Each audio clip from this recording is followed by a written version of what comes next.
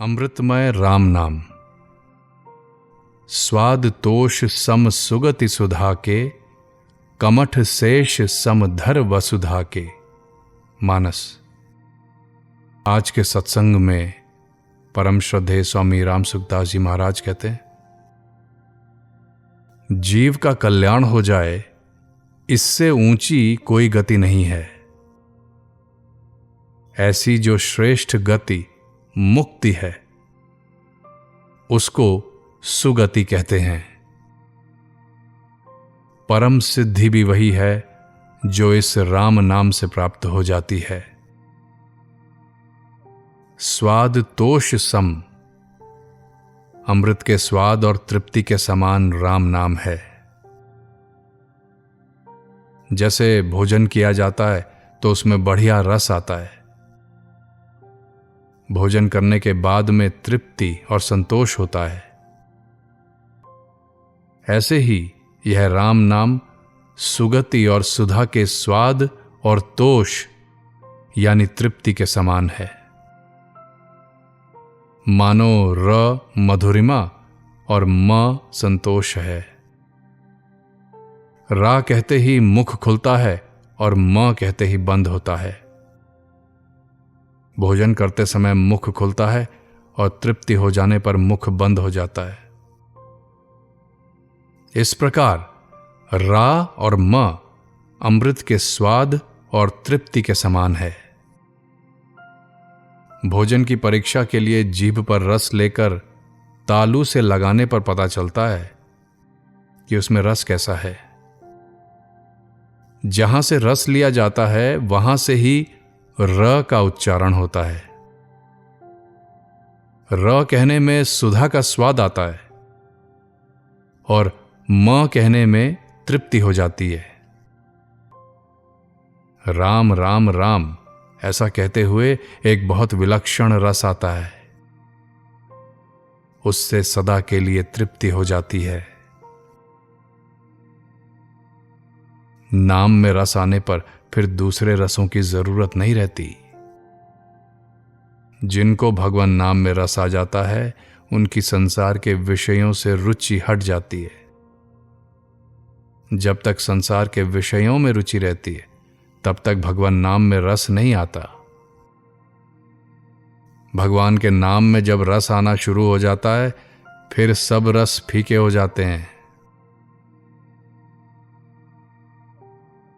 श्री गोस्वामी जी महाराज कहते हैं, यदि राम नाम मुझको मीठा लगता तो सब के सब रस फीके हो जाते। भोजन के 6 रस और काव्य के 9 रस होते हैं। ये सब फीके हो जाते हैं क्योंकि ये सब बाहरी हैं, बाह्य हैं। उत्पन्न और नष्ट होने वाले पदार्थों से मिलने वाला रस नीरसता में बदल जाता है। संसार में जितने रस हैं वे विषय और इंद्रियों के संबंध से होने वाले हैं। वे शुरू में अमृत के समान लगते हैं परंतु परिणामे विषमिव, परिणाम में जहर की तरह होते हैं। इस तरफ विचार न करने से मनुष्य विषयों में फंसता है। जो विचारवान सात्विक पुरुष होते हैं वे पहले परिणाम की तरफ देखते हैं, इस कारण वे फंसते नहीं। सज्जनों, ये बातें ऐसे ही केवल कहने सुनने की नहीं है, समझने की हैं और समझकर काम में लाने की हैं। आदमी को सोच समझकर काम करना चाहिए। विचारपूर्वक काम करने वाले को परिणाम में कष्ट नहीं उठाना पड़ता। बिना विचारे जो करे सो पाछे पछताए, काज बिगाड़े अपना जग में होत हंसाए। जग में होत हंसाए चित्त में चैन न पावे, राग रंग सन्मान ताहि के मन नहीं भावे। कह गिरधर कविराय करम गति टरे न टारे, खटकत है हिय माही करे जो बिना विचारे। बिना विचार किए काम करने से आगे दुख पाना पड़ता है और वह बात हृदय में भी खटकती रहती है। मनुष्य अपने स्वार्थ और अभिमान का त्याग कर दे और दूसरों के हित के लिए काम करे तो उसका जीवन सफल हो जाए। सात्विक वृत्तियों की मुख्यता रखकर अर्थात विचारपूर्वक प्रत्येक कार्य करना चाहिए। लोग भोजन करते हैं तो दुख, शोक और रोग देने वाले राजसी भोजन में प्रवृत्त होते हैं, जानबूझकर कुपथ्य कर लेते हैं। छोटे से जीभ के टुकड़े के वश में होकर 3.5 हाथ के शरीर का नुकसान कर लेते हैं।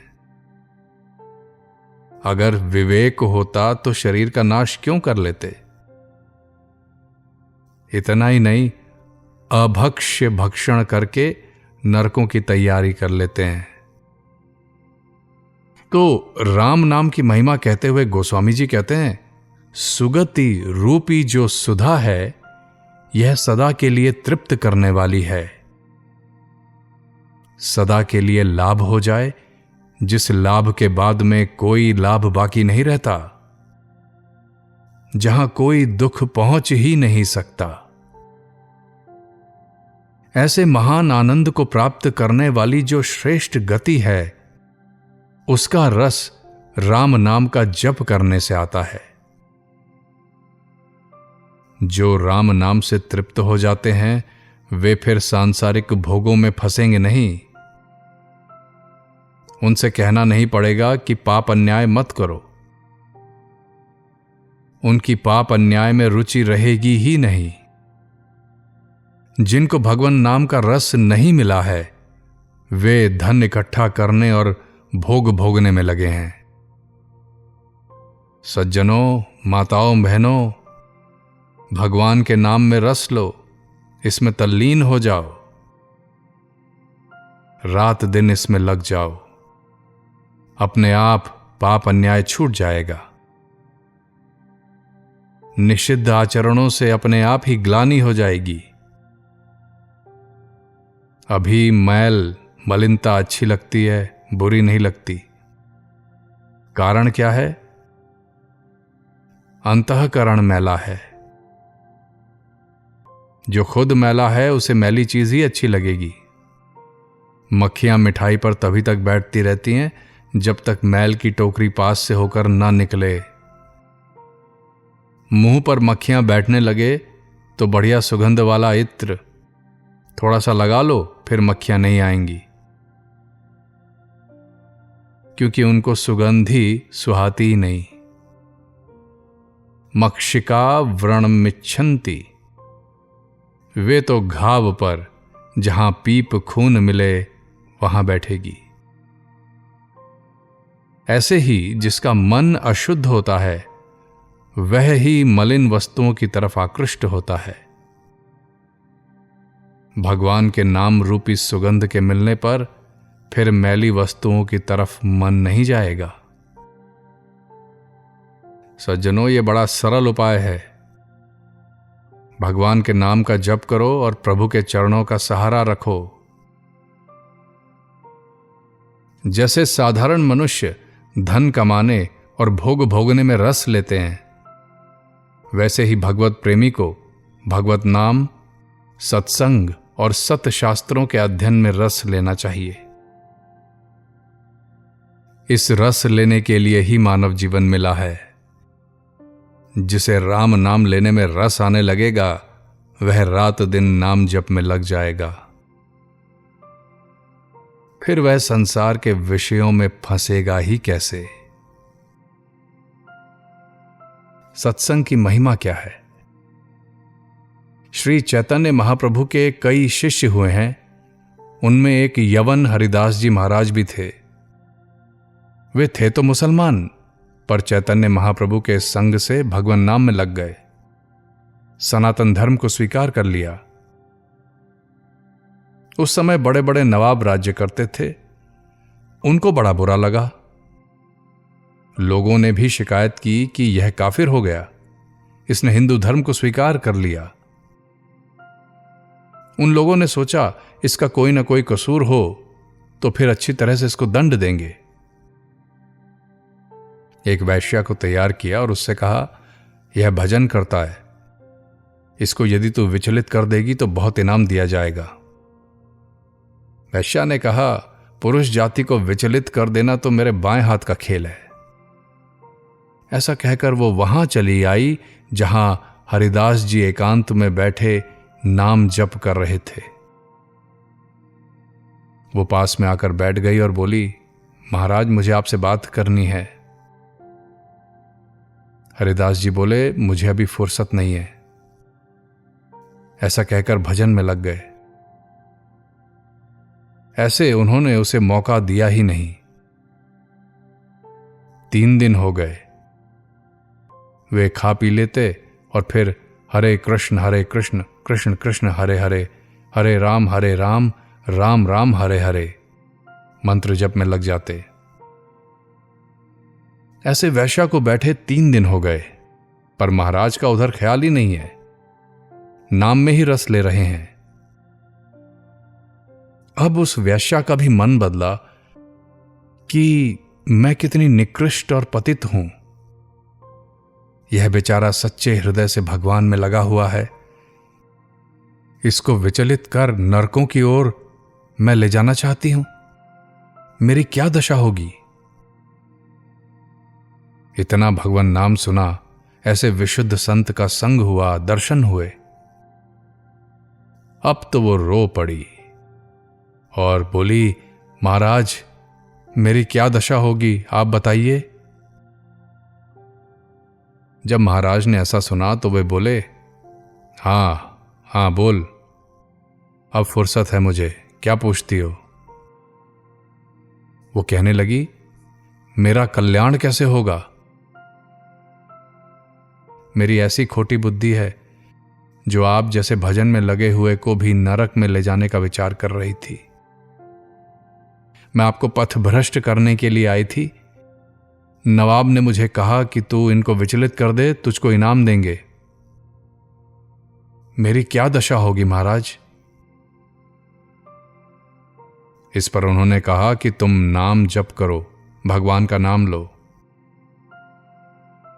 फिर बोली, अब तो मेरा मन भजन करने का ही करता है। भविष्य में कोई पाप नहीं करूंगी, कभी नहीं करूंगी। हरिदास जी ने उसे माला और मंत्र दे दिया और कहा, अच्छा ये ले माला, बैठ जा यहां और कर हरि भजन।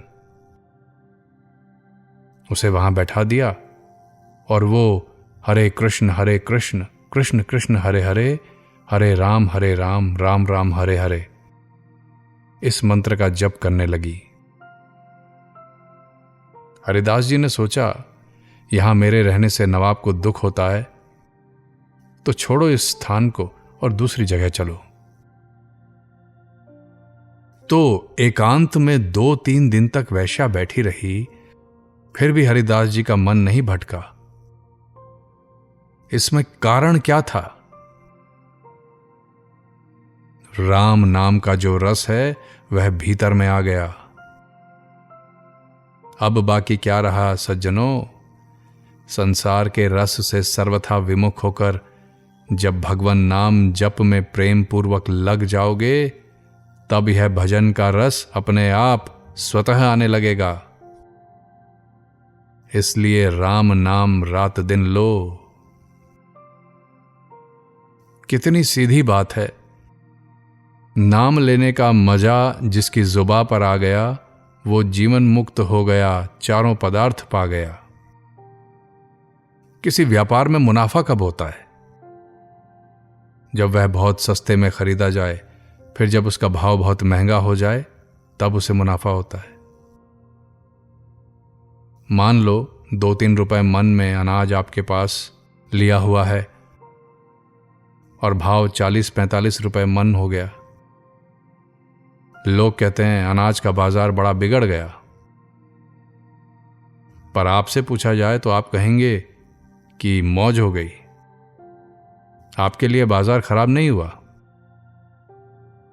ऐसे ही राम नाम लेने में सतयुग में जितना समय लगता था, उतना ही समय अब कलयुग में लगता है।